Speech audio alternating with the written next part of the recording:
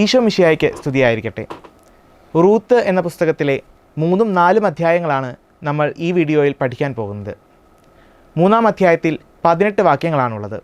Naomi റൂത്തിനോട് പറഞ്ഞു, സന്തുഷ്ടമായ ഒരു കുടുംബജീവിതത്തിലേക്ക് നിന്നെ പ്രവേശിപ്പിക്കേണ്ടത് എൻ്റെ കടമയാണ്. നീ ആരുടെ ദാസികളുമൊത്ത് ജോലി ചെയ്യുന്നുവോ ആ ബോവാസ് നമ്മുടെ ബന്ധുവാണല്ലോ. മെതിക്കളത്തിൽ ബാർലി പാറ്റാൻ ഇന്നു രാത്രി അവൻ വരുന്നുണ്ട്. നീ കുളിച്ച് തൈലം പൂശി ഏറ്റവും നല്ല വസ്ത്രം ധരിച്ച് അവിടേക്ക് ചെല്ലുക. അത്താഴം കഴിയുന്നതുവരെ അവൻ നിന്നെ അറിയാൻ ഇടയാകരുത്. അവൻ ഉറങ്ങാൻ കിടക്കുന്ന സ്ഥലം നോക്കി വയ്ക്കുക. അവൻ ഉറങ്ങിക്കഴിയുമ്പോൾ അവൻ്റെ കാൽക്കൽ നിന്ന് പുതപ്പ് മാറ്റി അവിടെ കിടക്കുക.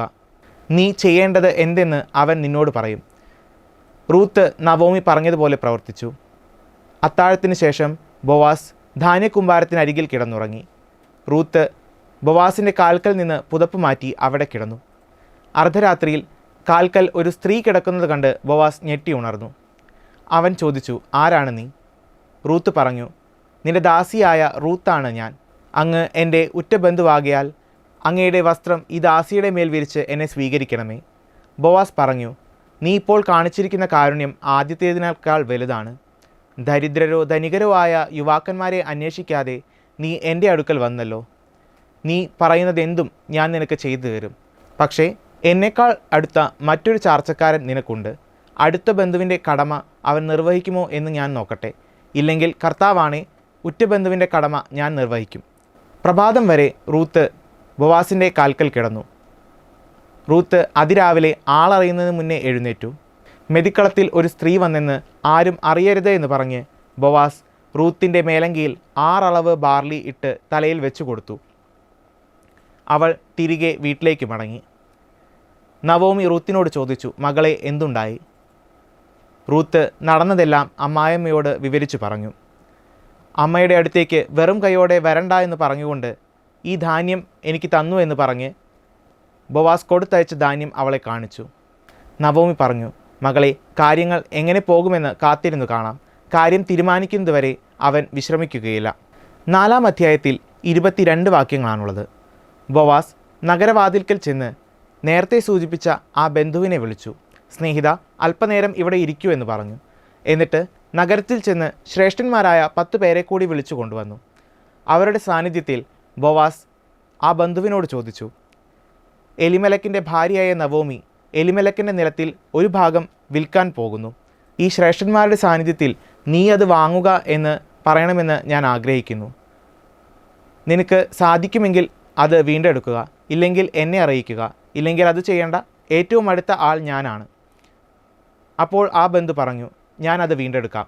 അപ്പോൾ ബോവാസ് പറഞ്ഞു, നവോമിയിൽ നിന്ന് വയൽ വീണ്ടെടുക്കുന്ന ദിവസം മരിച്ചവൻ്റെ നാമം തലമുറകളിലൂടെ നിലനിർത്തുന്നതിന് വേണ്ടി അവൻ്റെ വിധവയെ കൂടി നീ ഭാര്യയായി സ്വീകരിക്കണം. അപ്പോൾ ആ ബന്ധു പറഞ്ഞു, അത് സാധ്യമല്ല. അതിലൂടെ എൻ്റെ അവകാശം നഷ്ടപ്പെടാൻ സാധ്യതയുണ്ട്. വീണ്ടെടുപ്പും കൈമാറ്റവും സംബന്ധിച്ച ഇസ്രായേലിൽ അന്ന് വരെ നിലനിന്നിരുന്ന നിയമം ഇതായിരുന്നു. ഇടപാട് സ്വീകരിക്കുന്നതിന് വേണ്ടി ഒരുവൻ തൻ്റെ ചെരുപ്പൂരി മറ്റേ ആളെ ഏൽപ്പിക്കുക. അതിൻ പ്രകാരം ആ ബന്ധു വീണ്ടെടുക്കാനുള്ള അവകാശം നീ തന്നെ ഉപയോഗിച്ചു കൊള്ളുക എന്ന് പറഞ്ഞ് ചെരുപ്പൂരി. അപ്പോൾ ബോവാസ് ശ്രേഷ്ഠന്മാരോട് പറഞ്ഞു, നിങ്ങൾ ഇതിന് സാക്ഷികളാണല്ലോ. നവോമിയിൽ നിന്ന് എലിമലക്കിൻ്റെയും മഹ്ലോൻ, കിലിയോൻ എന്നിവരുടേതുമായ എല്ലാ സ്വത്തുക്കളും ഞാൻ ഏറ്റെടുക്കുന്നു. അതോടൊപ്പം മഹ്ലോൻ്റെ വിധവയായ റൂത്തിനെയും ഞാൻ ഭാര്യയായി സ്വീകരിക്കുന്നു. മരിച്ചവൻ്റെ നാമം സഹോദരന്മാരുടെ ഇടയിൽ നിന്നും ജന്മദേശത്ത് നിന്നും മാങ്ങിപ്പോകാതിരിക്കുന്നതിനും അനന്തരാവകാശികളിലൂടെ അത് നിലനിർത്തുന്നതിനും വേണ്ടിയാണ് ഇത്. നിങ്ങൾ ഇതിന് സാക്ഷികളാണല്ലോ. അപ്പോൾ ശ്രേഷ്ഠന്മാർ പറഞ്ഞു, ഞങ്ങൾ ഇതിന് സാക്ഷികളാണ്. നിന്റെ ഭവനത്തിലേക്ക് വരുന്ന സ്ത്രീ ഇസ്രായേൽ ഭവനത്തിന് ജന്മം നൽകിയ റാഹേൽ, ലയ എന്നിവരെ പോലെ ആകട്ടെ. നീ ഐശ്വര്യവാനും ബത്ലഹേമിൽ പ്രസിദ്ധനുമാകട്ടെ. യൂദായ്ക്ക് താമാറിൽ ജനിച്ച പേരസിൻ്റെ ഭവനം പോലെ ആകട്ടെ. ഈ വാക്കുകൾ കൊണ്ട് അവർ അവനെ അനുഗ്രഹിച്ചു. ബോവാസ് റൂത്തിനെ സ്വീകരിച്ചു. റൂത്തിന് ഒരു പുത്രൻ ജനിച്ചു. സ്ത്രീകൾ നവോമിയോട് പറഞ്ഞു, നിനക്ക് ഒരു പിന്തുടർച്ചാവകാശിയെ നൽകിയ കർത്താവ് വാഴ്ത്തപ്പെട്ടവനാകട്ടെ. അവൻ ഇസ്രായേലിൽ പ്രസിദ്ധി ആർജിക്കട്ടെ. അവൻ നിനക്ക് നവജീവൻ പകരുകയും വാർദ്ധക്യത്തിൽ താങ്ങായിരിക്കുകയും ചെയ്യും. എന്തെന്നാൽ നിന്നെ സ്നേഹിക്കുന്നവളും 7 പുത്രന്മാരേക്കാൾ ഉപരിയായവളുമായ നിന്റെ മരുമകളാണ് അവനെ പ്രസവിച്ചത്. അയൽക്കാരായ സ്ത്രീകൾ നവോമിക്ക് ഒരു പുത്രൻ ജനിച്ചിരിക്കുന്നു എന്ന് പറഞ്ഞ് കുഞ്ഞിന് ഓബദ് എന്ന് പേരിട്ടു. ഓബദ് ദാവീദിൻ്റെ പിതാവായ ജെസ്സയുടെ പിതാവാണ്. 3-ാം അധ്യായത്തിലെ ചോദ്യങ്ങൾ. ചോദ്യം 1. ബോവസ് എന്തിനാണ് രാത്രി മെതിക്കളത്തിൽ വരുന്നത്? ഉത്തരം ബാർലി പാറ്റുന്നതിന്. ചോദ്യം 2. എപ്പോൾ വരെ ബോവസ് റൂത്തിനെ തിരിച്ചറിയരുത് എന്നാണ് നവോമി പറയുന്നത്? ഉത്തരം അത്താഴം കഴിയുന്നത് വരെ. ചോദ്യം 3. ഭക്ഷിച്ചും പാനം ചെയ്തും സന്തുഷ്ടനായപ്പോൾ ബോവാസ് ചെയ്തതെന്ത്? ഉത്തരം ധാന്യക്കൂമ്പാരത്തിൻ്റെ അരികിൽ കിടന്നുറങ്ങി. ചോദ്യം 4. ബോവാസ് കിടന്നുറങ്ങിയത് എവിടെ? ഉത്തരം ധാന്യക്കൂമ്പാരത്തിൻ്റെ അരികിൽ. ചോദ്യം 5. ബോവസ് ഞെട്ടിയുണർന്നത് എപ്പോൾ? ഉത്തരം അർദ്ധരാത്രിയിൽ. ചോദ്യം 6. ബോവസ് തൻ്റെ അടുത്ത ബന്ധുവാകയാൽ തന്നെ എപ്രകാരം സ്വീകരിക്കണമെന്നാണ് റൂത്ത് ആവശ്യപ്പെട്ടത്? ഉത്തരം ബോവസിൻ്റെ വസ്ത്രം തൻ്റെ മേൽ വിരിച്ച്. ചോദ്യം 7. റൂത്ത് ആരുടെ ദാസിമാരുമൊത്ത് ജോലി ചെയ്തു എന്നാണ് നവോമി പറഞ്ഞത്? ഉത്തരം ബോവസ്. ചോദ്യം 8. മെതിക്കളത്തിലേക്ക് റൂത്ത് എപ്രകാരം ചെല്ലണമെന്നാണ് നവോമി പറഞ്ഞത്? ഉത്തരം കുളിച്ച് തൈലം പൂശി ഏറ്റവും നല്ല വസ്ത്രം ധരിച്ച്. ചോദ്യം 9. ആര് ഉറങ്ങാൻ കിടക്കുന്ന സ്ഥലം നോക്കി വയ്ക്കണം എന്നാണ് നവോമി പറഞ്ഞത്? ഉത്തരം ബോവസ്. ചോദ്യം 10. റൂത്ത് മെതിക്കളത്തിൽ ചെന്ന് ആര് പറഞ്ഞതുപോലെയാണ് പ്രവർത്തിച്ചത്? ഉത്തരം അമ്മായിയമ്മ. ചോദ്യം 11. റൂത്ത് ഒരു ഉത്തമ സ്ത്രീയാണെന്ന് ആർക്ക് അറിയാമെന്നാണ് ബോവാസ് പറഞ്ഞത്? ഉത്തരം നഗരത്തിലെ തൻ്റെ പരിചയക്കാർക്കെല്ലാം. ചോദ്യം 12. ധനികരോ ദരിദ്രരോ ആയ യുവാക്കന്മാരെ തേടാതെ ആരാണ് ബോവസിൻ്റെ അടുത്ത് വന്നത്? ഉത്തരം റൂത്ത്. ചോദ്യം 13. നഗരത്തിലെ ബോവാസിൻ്റെ പരിചയക്കാർക്കെല്ലാം റൂത്തിനെക്കുറിച്ച് അറിയുന്നത് എന്ത്? ഉത്തരം റൂത്ത് ഒരു ഉത്തമ സ്ത്രീയാണെന്ന്. ചോദ്യം 14. എപ്പോൾ വരെ ബോവസ് തൻ്റെ കാൽക്കൽ കിടന്നുകൊള്ളാനാണ് റൂത്തിനോട് പറഞ്ഞത്? ഉത്തരം പ്രഭാതം വരെ. ചോദ്യം 15. പ്രഭാതം വരെ റൂത്ത് കിടന്നതെവിടെ? ബോവസിൻ്റെ കാൽക്കൽ. ചോദ്യം 16. റൂത്ത് എപ്പോഴാണ് എഴുന്നേറ്റത്? ഉത്തരം അതിരാവിലെ ആളറിയുന്നതിന് മുൻപ്. ചോദ്യം 17. എന്ത് കാര്യമാണ് ആരും അറിയരുത് എന്ന് ബോവസ് പറഞ്ഞത്? ഉത്തരം മെതിക്കളത്തിൽ ഒരു സ്ത്രീ വന്നെന്ന്. ചോദ്യം 18. ബോവസ് റൂത്തിന് എത്ര അളവ് ബാർലിയാണ് കൊടുത്തത്? ഉത്തരം 6 അളവ്. ചോദ്യം 19. ബോവസ് 6 അളവ് ബാർലി എങ്ങനെയാണ് റൂത്തിന് കൊടുത്തത്? ഉത്തരം വിരിച്ചു പിടിച്ച മേലങ്കിയിലിട്ട് തലയിൽ വെച്ചു കൊടുത്തു. ചോദ്യം 20. ബോവസിൻ്റെ മെതിക്കളത്തിൽ നിന്നും റൂത്ത് പോയതെങ്ങോട്ട്? ഉത്തരം നഗരത്തിലേക്ക്. ചോദ്യം 21. റൂത്ത് ബോവസിൻ്റെ മെതിക്കളത്തിൽ നിന്നും വീട്ടിലെത്തിയപ്പോൾ അമ്മായിയമ്മ ചോദിച്ചതെന്ത്? ഉത്തരം മകളെ എന്തുണ്ടായി? ചോദ്യം 22. എന്തു പറഞ്ഞുകൊണ്ട് 6 അളവ് ബാർലി ബോവസ് തനിക്ക് തന്നു എന്നാണ് റൂത്ത് പറഞ്ഞത്? ഉത്തരം അമ്മായിയമ്മയുടെ അടുത്തേക്ക് വെറും കൈയോടെ പോകണ്ട. ചോദ്യം 23. എപ്പോൾ വരെ ബോവസ് അടങ്ങിയിരിക്കുകയില്ല എന്നാണ് നവോമി പറഞ്ഞത്? ഉത്തരം കാര്യം തീരുമാനിക്കുന്നത് വരെ. 4-ാം അധ്യായത്തിലെ ചോദ്യങ്ങൾ. ചോദ്യം 1. ബോവസ് നഗരവാതിൽക്കൽ ചെന്നപ്പോൾ ആരാണ് അവിടെ വന്നത്? ഉത്തരം മുൻപ് പറഞ്ഞ ബന്ധു. ചോദ്യം 2. ശ്രേഷ്ഠന്മാരായ 10 പേരെ എവിടെ നിന്നാണ് ബോവസ് വിളിച്ചുകൊണ്ടുവന്നത്? ഉത്തരം നഗരത്തിൽ നിന്ന്. ചോദ്യം 3. നഗരത്തിൽ നിന്നും ബോവസ് വിളിച്ചുകൊണ്ടുവന്നത് ആരെ? ഉത്തരം ശ്രേഷ്ഠന്മാരായ 10 പേരെ. ചോദ്യം 4. ആരുടെ നിലത്തിൽ ഒരു ഭാഗം വിൽക്കാൻ പോകുന്നു എന്നാണ് ബോവസ് ബന്ധുവിനോട് പറഞ്ഞത്? ഉത്തരം എലിമലെക്ക്. ചോദ്യം 5.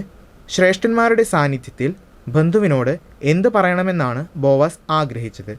ഉത്തരം നീ എലിമലെക്കിൻ്റെ നിലത്തിൽ ഒരു ഭാഗം വാങ്ങുക. ചോദ്യം 6. എലിമലെക്കിൻ്റെ നിലം വീണ്ടെടുക്കാൻ താൽപ്പര്യമില്ലെങ്കിൽ എന്തു ചെയ്യാനാണ് ബോവസ് ബന്ധുവിനോട് പറഞ്ഞത്? ഉത്തരം എന്നെ അറിയിക്കുക. ചോദ്യം 7. എന്തിനു വേണ്ടിയാണ് നവോമിയിൽ നിന്ന് വയൽ വാങ്ങുന്ന ദിവസം തന്നെ റൂത്തിനെ കൂടി സ്വീകരിക്കണം എന്ന് ബോവസ് പറഞ്ഞത്?